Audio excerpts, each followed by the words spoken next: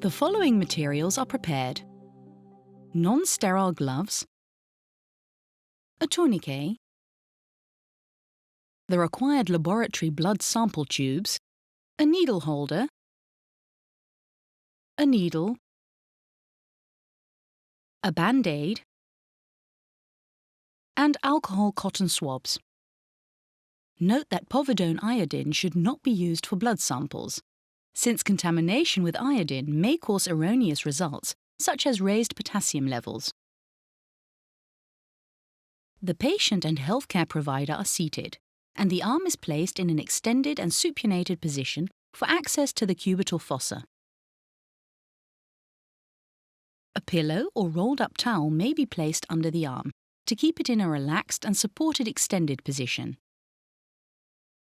Extending the arm will bring the veins to the surface and make them more visible.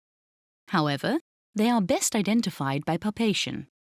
Many anatomical variations of the veins are possible. Generally, the median cubital vein is easily identified and accessed. The basilic vein crosses the median nerve and brachial artery, increasing the risk of injuring these structures.